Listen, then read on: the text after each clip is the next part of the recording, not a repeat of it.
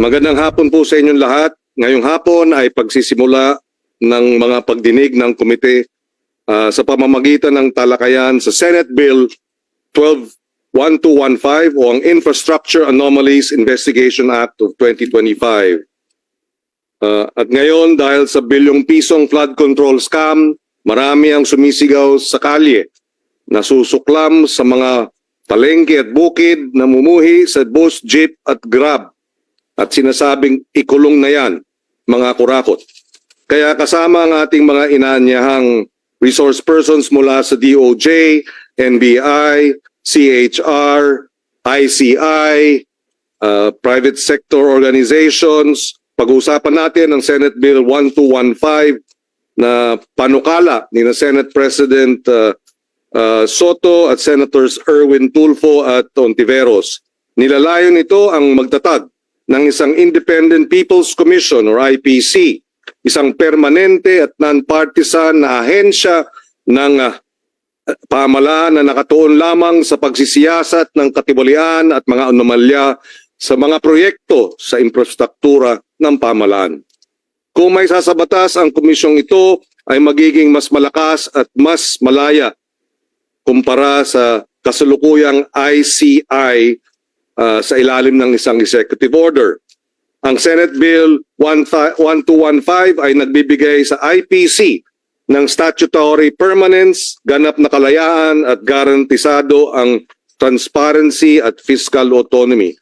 Ang mga kapangyarihang istruktura at pagpopondo ng komisyon ay ilalagay sa batas kaya magiging ligtas at protektado ang pondo, pulisiya at pagpapatupad mula sa maaring panghimasok ng politika. Sa klaw ng jurisdiksyon ng IPC, ang lahat ng proyektong pang-infrastructure, national o local man, sisiguraduhin ang pananagutan sa mga proyekto tulad ng edukasyon, agrikultura, flood control, disaster resilience at iba pa. Komposisyon nito ay may 5 miyembro na magkakasamang hihirangin ng Kongreso at ng Hudikatura para tiyak ang kalayaan mula sa executive. Ang bawat pagsisiyasat ay dapat makumpleto sa loob lamang ng 60 araw at ang mga natuklasan ay may sa publiko sa loob ng 30 araw. Dahil ang pagkaantala ng katotohanan ay pagkait ng hustisya. Truth delayed is justice denied. Ayon binabago ng Senate Bill 1215 ang isang pansamantalang ahensya na pinamumunuan ng executive tungo sa isang institusyon na permanente, independyente, may pananagutan sa publiko. Dahil sa pamamahala, ang ibig sabihin ng pagiging bukas o transparent ay gumagana ang katarungan, mayroong functional justice. Hinihiling natin sa Pangulo na rin na i-certify as urgent itong panukalang batas na ito. With that, may we know if the Senate President has an opening statement? Thank you. Thank you, Mr. Chairman. This will be very quick. First, I wish to thank you, Senator Francis Pangilinan, the Chairman of the Committee on Justice, for the hearing that you have called, and particularly during the organizational meeting of your committee. So thank you and congratulations for that. And then I would like to address and thank our distinguished resource persons who are with us this morning. Thank you very much for your presence. Perhaps we will ask the the committee secretary to introduce them later. But because of the swift filing that I wanted to do for Senate Bill 1215, they were creating the Independent People's Commission. I failed, perhaps not failed is the word, I did not realize that there were the other necessities that should be included in the bill. So therefore, with that as an opening, may I include into your records, Mr. Chairman, these provisions that I hope you will include in the bill after you ready study and sponsor it. First is the availability of the hearings to the public of the IPC. no, due to the public clamor for transparency, of course, and accountability, hearings must be available to the public. So it's subject to the executive or closed-door hearings and sessions. And then second is the grant of powers to strengthen Section 4 of the EO 94/2025 so that penalty will be applicable to private individuals. All right. And then an authority or personality to file cases before the proper courts or agency. They must be given that power. And a power to recommend witness for a witness protection program. And fifth, the recommend or request the freezing of assets. They be given that power. And then recommend the immediate preventive suspension of suspects in government agencies. And perhaps lastly, to recommend they be able to recommend the whole departure order or other remedies to limit the travel abroad of these personalities who will be investigated. And again, this Independent People's Commission that we would like to push for, Your Honor, Mr. Chairman, and our resource persons, is not limited to infrastructure. It is encompassing. It will include everything, everything that would need investigation of the people in the different sectors of government. So with that, thank you, Senator Pangilinan. Thank you very much to everybody. Thank you. Good afternoon. Thank you very much to the Senate President. May we now request the committee secretary to place on record the presence of our resource persons in this hearing this afternoon. Yes, Mr. Chairman. Mapagpalang hapon po sa ating lahat, Honorable Senate President, Mr. Chairman. For the Department of Justice, they are represented today by Chief State Counsel Dennis Arvin L. Chan. Sir. Only to stand up, just you may raise your hand or just acknowledge the chair. Thank you.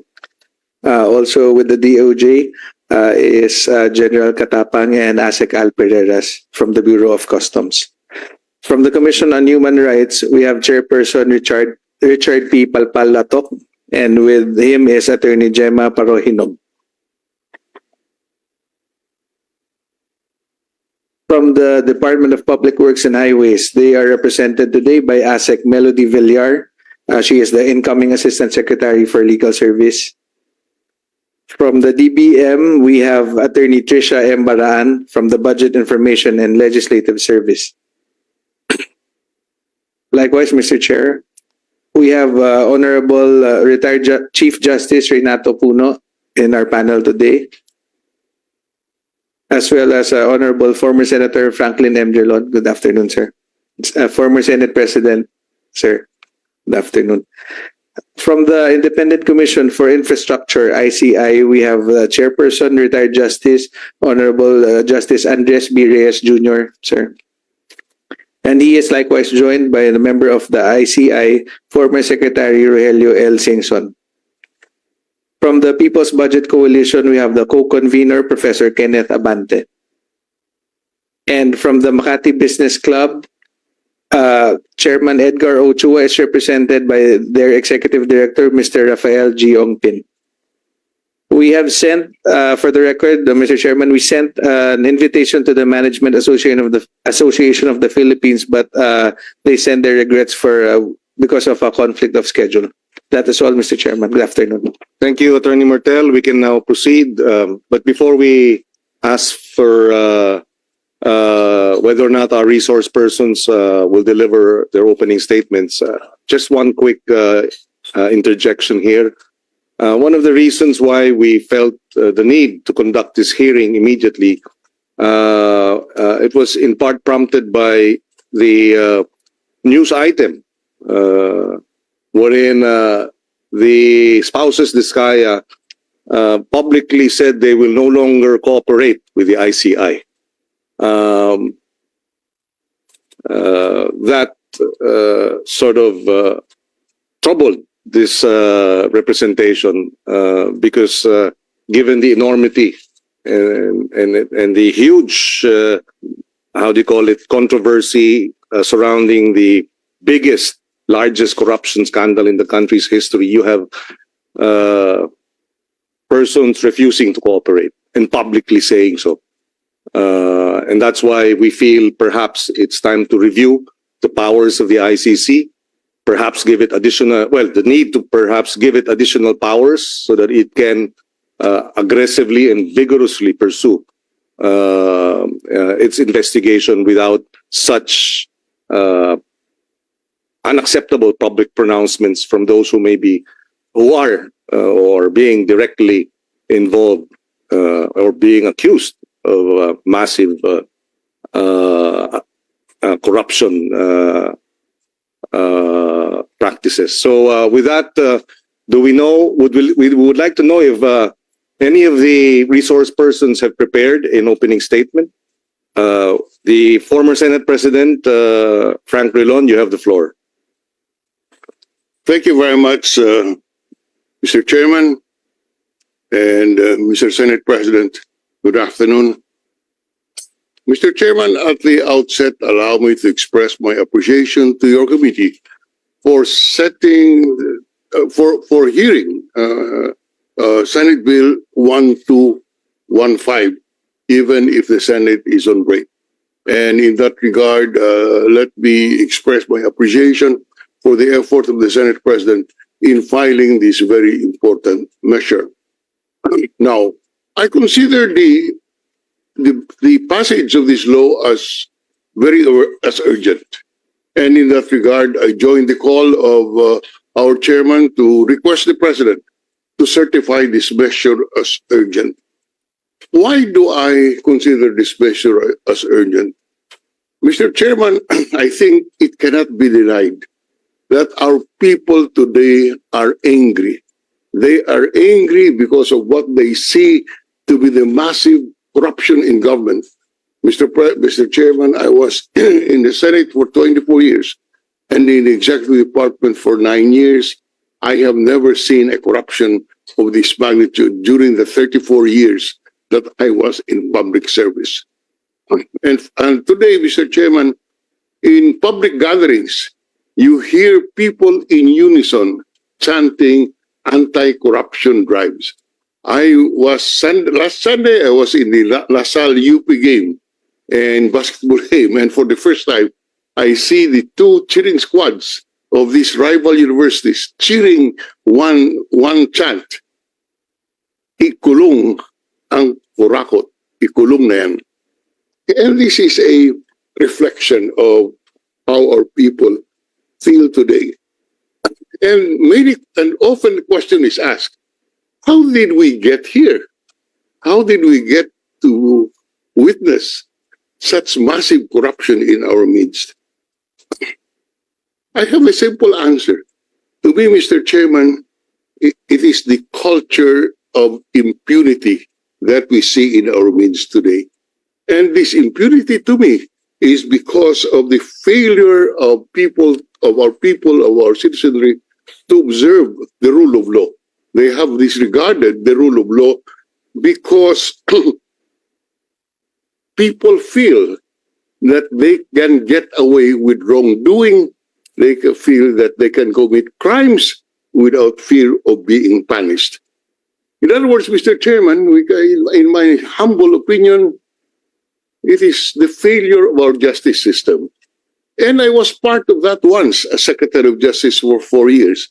Indeed, I must admit that, I may have failed to do what is needed in order to improve at least the perception of our people on our justice system. And the failure is from the investigation, prosecution, adjudication, and in the punishment phase. There is a failure of our institutions to enforce compliance with the law. And therefore, we see the impunity that we see today in our society. But talking of institutions, we have enough, in my mind, institutions in our system today that should address these anomalies. But we must admit that there is that we see the failure of the system to effectively prevent corruption. The Ombudsman, under the Constitution, has the mandate to punish and prevent these anomalies. This is a constitutional power.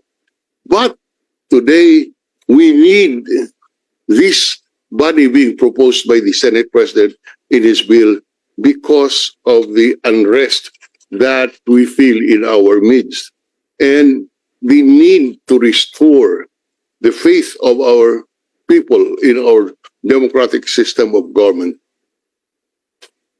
My submission, Mr. Chairman, is that this commission should not be a new body that will be perpetually funded and existed. We have enough institutions in our democracy. In my view, we have to strengthen them. But in the meantime, let us have this ad hoc body in order to restore the faith of our people in our justice system and mollify the people, make them believe that democracy is still the best system for our governance.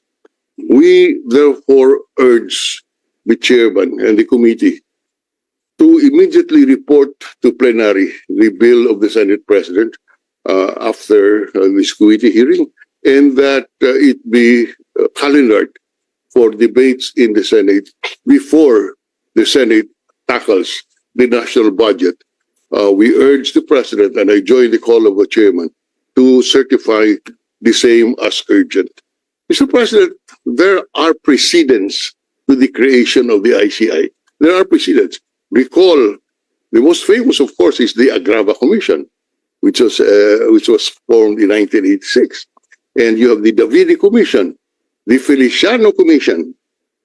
All of this, Mr. President, were fact-finding bodies, the same as what is envisioned in Senate Bill 1252, because it is consistent with the Constitution that this body be created to be given fact-finding powers, and all of these bodies before, whose existence were challenged in the court, were all sustained to be constitutional, except for the Truth Commission.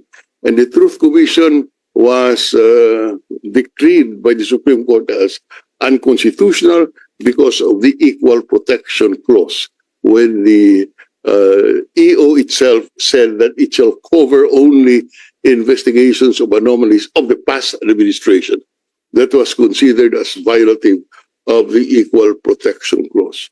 I have other comments on the other parts of the bill, Mr. Chairman, but I will end this opening statement with an acknowledgement of my appreciation to the committee for setting this early. We reiterate our call that this be given top priority by the Senate leadership, and once more allow me to express, I think I would echo the appreciation of our people on the effort of the Senate President to file this bill. Thank you very much, Mr. President. Thank you very much, Senate President Drilon. Would members of the ICC, would the ICI, would you have an opening? Oh, does former Chief Justice Puno have an opening statement? You have the floor, sir.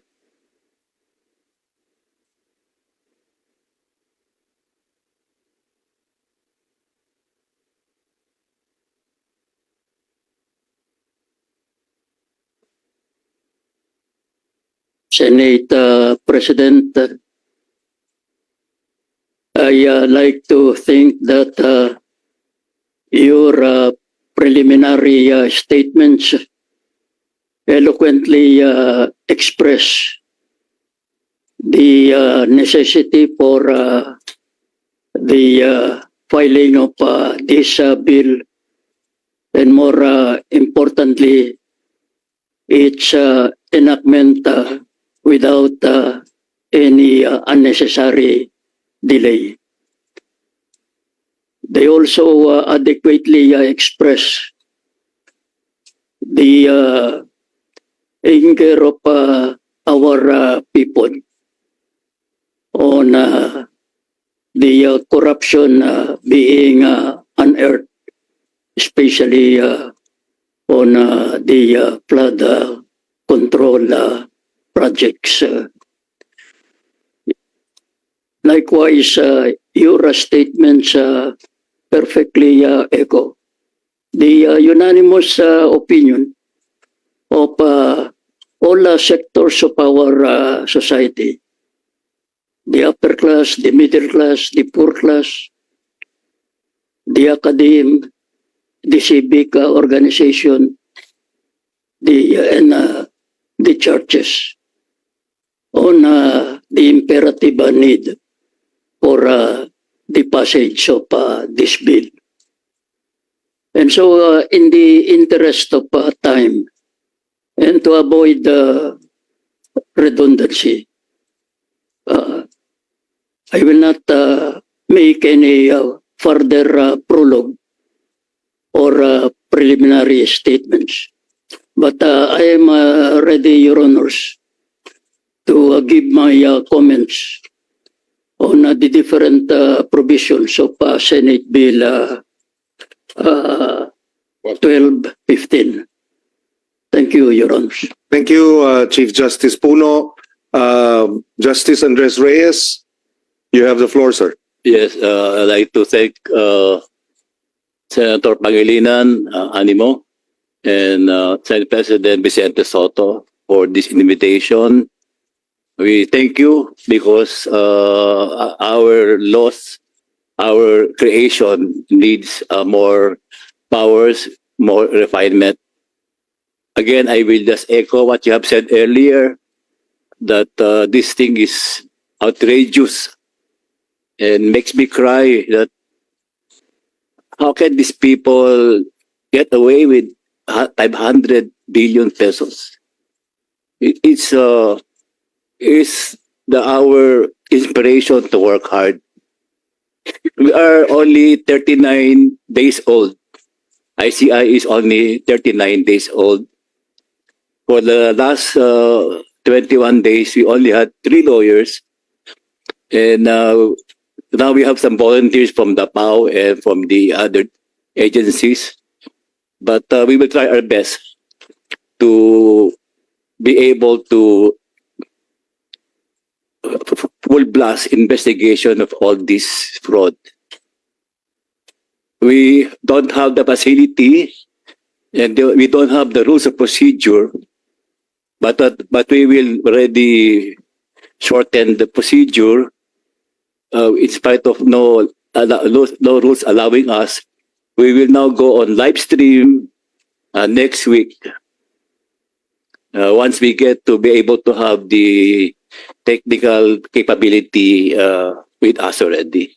So again, I repeat, we'll be doing live stream next week. And thank you po. Thank you, Justice Reyes, and that is welcome news that the ICI will do live streaming of its proceedings. People would like to know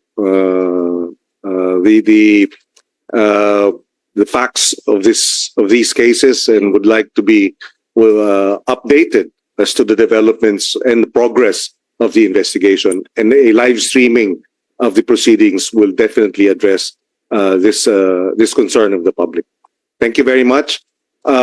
Secretary Babe Singson, do you have an opening statement? Please go ahead. You have the floor. Thank you very much, Senator Pangilinan, and good afternoon to Senate President Tito Soto. Sir, Your Honor, after being in DPWH for 6 years, full 6 years, I could not believe what I was hearing in terms of the magnitude of the corruption. And I tried to analyze, where did the system fail? It looked like it was all over. This is what we've learned so far after we've called witnesses. I think a total of 40 plus have been invited, including 8 senators, 4 congressmen, 4 secretaries, and several other personalities, but recognizing that the procedure, the legal process that we have to follow is so tedious. Bago po may makulong, ang haba ho ng proseso.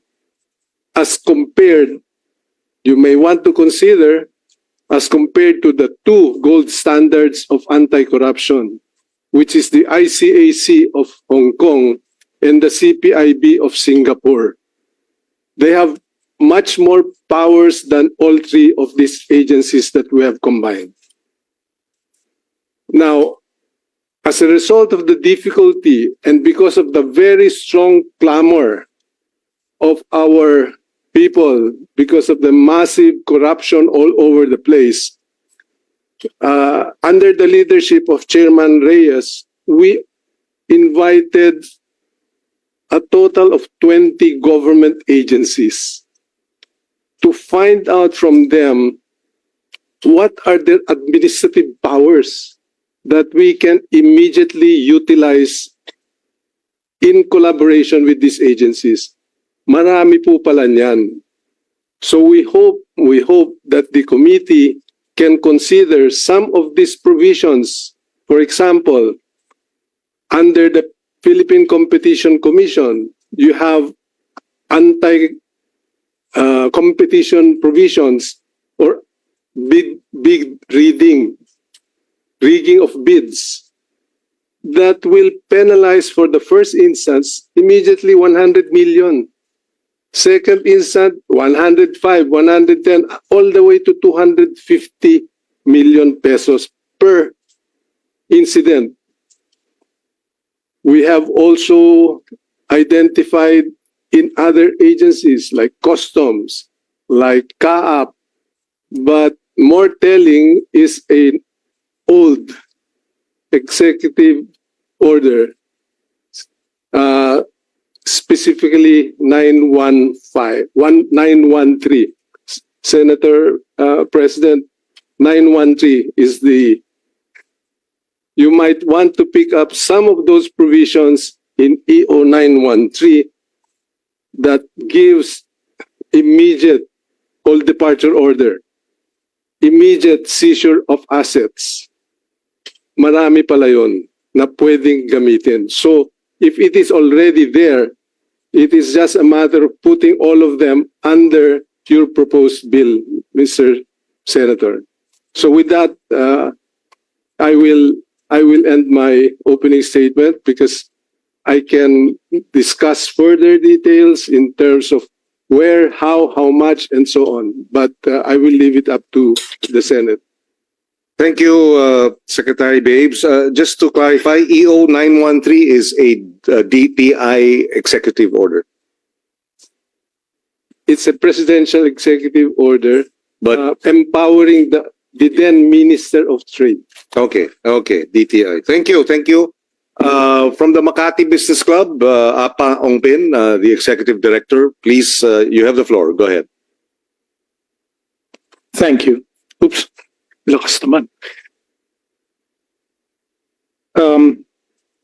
I'll try to keep it as brief as possible. One, we believe that all the ICI sessions should be public, but that the ICI itself should have the authority to declare confidential sessions with no streaming or broadcast. Okay? Because, speaking as a former journalist, this can very easily turn into a circus. I mean, it already has in some cases. Okay? And, the accused are, they're entitled to due process. And, we cannot turn this into a public shaming exercise. We want to emphasize that the ICI, as the Senate President has already pointed out, should have additional expanded powers. They should be judicial, investigative, and even confiscatory, like the PCGG used to have. So power of subpoena, power to declare in contempt, and which includes arrest and hold orders after due process. Okay,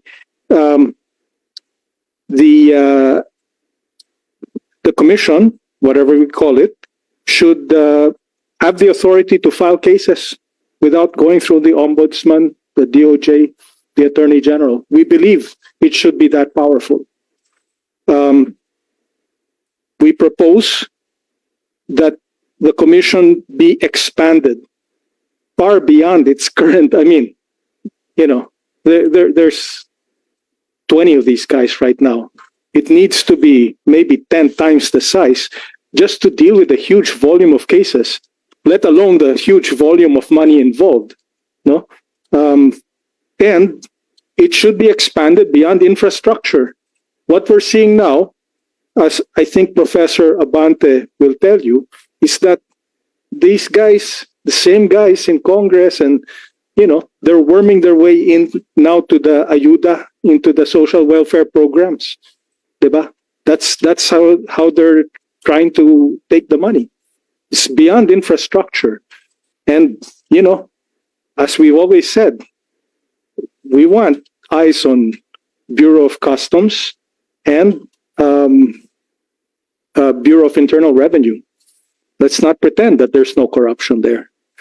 The ICI or the group should have fiscal autonomy and security of tenure. I mean, in order to be really independent, okay? We believe that, you know, and in fact, future appointments need to be approved by a wider group than just the president at this point. It's just the palace who's appointing people to this thing. No? And finally, we feel that, like Secretary Singson has said, we should look to the examples of Hong Kong and Singapore, and study the charters of those organizations, because although they have slightly different legal systems, you know, those organizations have been very, very effective, obviously, in comparison to our own past experience.